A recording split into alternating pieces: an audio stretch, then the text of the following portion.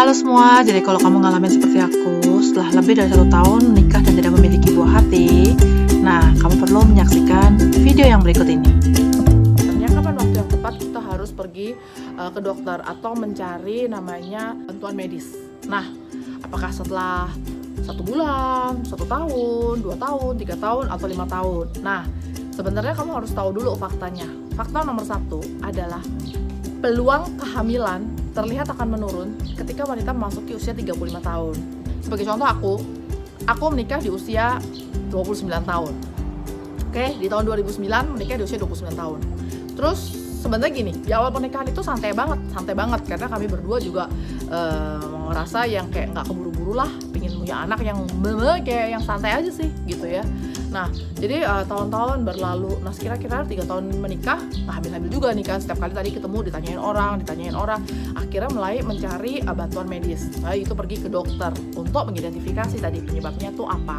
Nah, jadi pertanyaannya, kapan waktu yang paling tepat untuk pergi ke dokter? Semakin usia kita semakin mature atau semakin tua, apalagi seorang wanita di atas 35 tahun, itu peluang kehamilannya akan menurun. Dan nanti bukan cuma peluang kehamilannya akan menurun, bisa terjadi adalah peluang kehamilan itu bermasalah akan semakin besar ketika usia wanita itu di atas 40 tahun. Nah, di usia 40-an itu wanita akan lebih sulit untuk hamil karena jumlah maupun kualitas sel telurnya sudah menurun, ya. Tadi sudah saya sebutkan juga termasuk di situ adalah komplikasi kehamilan seperti tekanan darah tinggi, diabetes, gangguan plasenta, dan lain-lain. Itu lebih berpeluang kepada wanita yang usianya sudah di atas 40. Nah, jadi kalau begitu pertanyaannya, berapa usia kamu sekarang?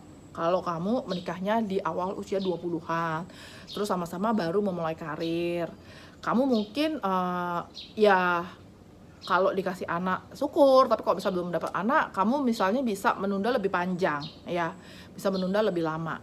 Nah, tapi kalau kamu usianya sudah 30-an, menikah tuh sudah di akhir usia 29.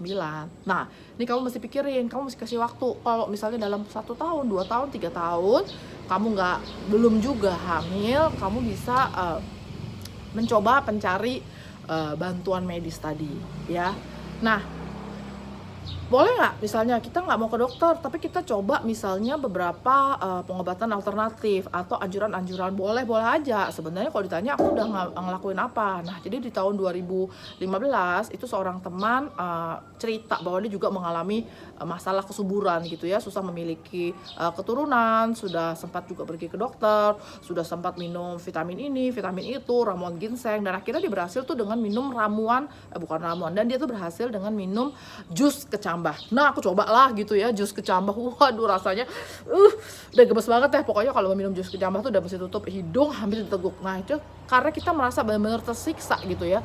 Akhirnya nggak jadi juga karena nggak bisa konsisten gitu ya. Nah, dia tuh rajin minum jus kecambah itu selama 1 bulan gitu, dia rajin minum jus kecambah. Nah, boleh nggak sih kita coba kalau ada orang punya tips, misalnya tadi minum kecambah, terus kemudian makan makanan bergizi, posisi ini, posisi itu, sebenarnya sah-sah aja selama itu tidak membahayakan kesehatan. Tapi ingat, kondisi seseorang bisa jadi berbeda. Tapi nggak ada salahnya kalau kita tadi masih, misalnya usia kita juga belum dikejar-kejar gitu ya. Kita nggak apa-apa, kita bisa coba dulu. Kayak misalnya pernah ada teman tuh yang pijat kaki gitu ya. Tapi kalau misalnya ngomongin pijat rahim, aku pribadi aku nggak nyaranin. Walaupun ada juga teman yang bilang, wah itu aku tuh pakai dukun beranak, sakitnya luar biasa sampai ngerobek kain yang dipakai gitu ya. Kalau aku nggak mendukung yang membahayakan seperti itu ya. Tapi balik lagi, setiap orang berbeda. Nah, kamu tipe yang mana nih? Kamu tipe yang medis kayak aku, atau kamu tipe yang tadi tradisional banget gitu ya. Jadi kalau misalnya mulai mencoba kayak mulai makanan bergizi, banyakin makan protein, banyakin minum kecambah, vitamin E, ya nggak apa-apa, bisa dicoba terlebih dahulu secara konsisten. Coba dulu misalnya sebulan gitu. Nah, kalau kamu misalnya cobanya 2 hari terus berhenti lagi, ya pasti nggak akan menimbulkan atau membawa efek, ya kan. Nah, kenapa orang takut pergi ke dokter? Nah, ini seringkali. Yang pertama, sebenarnya pasti jujur aja, sebagian dari kita itu takut biayanya mahal, ya. Itu juga yang sebenarnya aku rasakan. Aku takut berapa ya habis biaya ya. Duh, tindakan apa lagi nih? Jadi kita takut nih kalau ke dokter biayanya besar. Terus kemudian kita juga pasti ada rasa kekhawatiran beberapa dari kita tidak siap dengan hasil diagnosa. Takut, misalnya takut. Duh, kalau ke dokter nanti kalau dokter bilang aku yang nggak subur gimana aku di depan pasanganku, ya. Bahkan juga nggak jarang para suami itu enggan pergi ke dokter karena dia sebenarnya takut juga, takut macam-macam, mulai takut diperiksa sampai sebenarnya paling takut ada tadi takut dengan hasil diagnosa. Takut malu apa? Malu misalnya contoh kalau kayak kita perempuan, kita diperiksa dokter kandungan gitu ya, kita malu. Terus kita malu ya karena namanya juga kita diperiksa bagian kandungan kita. Bisa jadi dokter melakukan pemeriksaan USG transvaginal atau melalui vagina. Nah, kemudian kita juga ada ketakutan tentang tindakan yang menyakitkan. Kita akan dilakukan apa ya? Kita kira-kira diapain gitu loh ya. Juga ada ketakutan kita takut gagal dan lain-lain. Teman-teman, ini wajar banget ya. Kita namanya manusia nggak luput dari rasa kekhawatiran. Nah, kita juga tadi takut, aduh kalau ke dokter nanti disuruh bayi tabung, kok bayi tabung tuh biaya besar, puluhan juta, ratusan juta, aduh kayaknya gimana ya. Nah, wait, sebelumnya. Pertama, nggak semua pasangan yang mengalami ketidaksuburan harus bayi tabung. Tiap orang punya permasalahan yang berbeda. Ada teman-teman saya ini sebenarnya kalau ngomongin tadi orang yang nggak subur itu di sekitar kita banyak orang yang nggak subur ya, tapi ada yang terbuka cerita gitu ya kok teman dekat, ada juga yang nggak cerita, tiba-tiba kita tahu dia hamil padahal kita nggak tahu di belakangnya dia sudah berusaha sana sini gitu ya. Nah balik lagi tadi, belum tentu nggak subur harus bayi tabung ya. Nah jadi dia mau cerita dulu nih, tiap orang punya masalah yang berbeda-beda ya, mungkin aja berbeda-beda, dan pasti namanya berbeda-beda pula penanganannya. Nah, ada teman aku yang ternyata dia bisa hamil hanya dengan minum vitamin aja. Wow, ajaib ya. Jadi teman aku tuh udah lama banget dia nggak punya anak, terus kemudian dia pergi ke dokter kandungan sama suaminya. Ternyata suaminya itu ada istilahnya apa ya?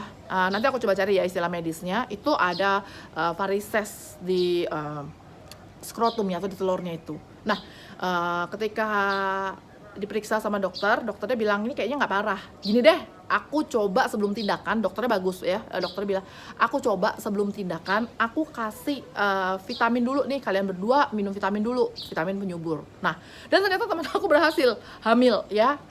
Nah ada juga teman-teman yang disuruh nurunin berat badan karena ternyata berat badan wanita atau prianya berlebih sehingga metabolisme tubuhnya nggak bagus, disuruh nurunin. Dan ketika berat badannya turun, pola hidup sehat, olahraga, nah ini membuat dia berhasil hamil. Jadi nggak semua dokter tuh tiba-tiba nyaranin kamu harus bayi tabung.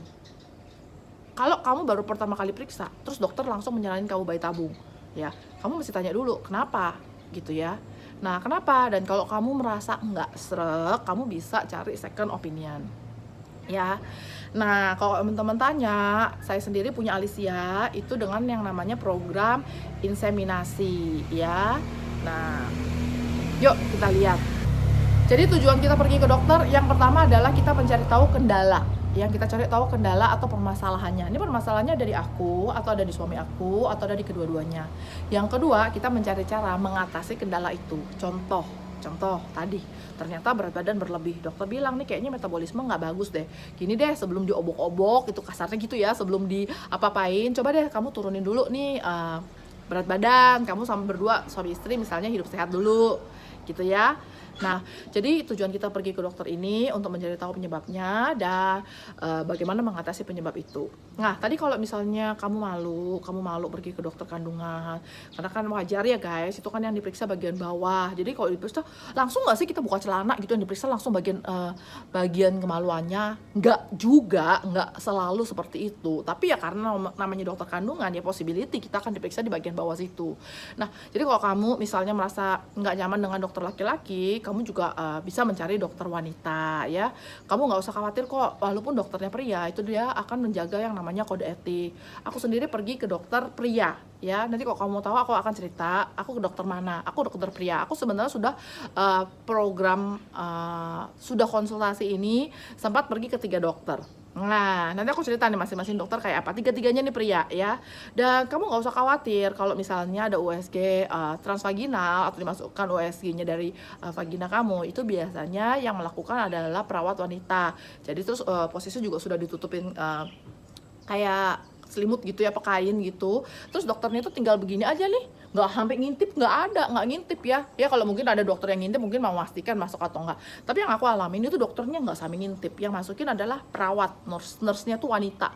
Dia masukin, terus dokternya sudah tutupin kain, dia tinggal ngeliat di bagian layar. Oh iya ini, wah ini sel telurnya belum kelihatan ya. Dia sambil muter-muterin alatnya di dalam situ. Sakit nggak? Kalau kita relax, insya Allah teman-teman, itu sebenarnya nggak sakit kok ya, kita relax. Tapi kadang bikin sakit karena kita tegang kan, jadi makanya biasanya kalau perawat wanita bilang, mama ambil nafas ya, relax ya ma, gitu ya. Itu teman-teman, kira-kira kayak gitu sih.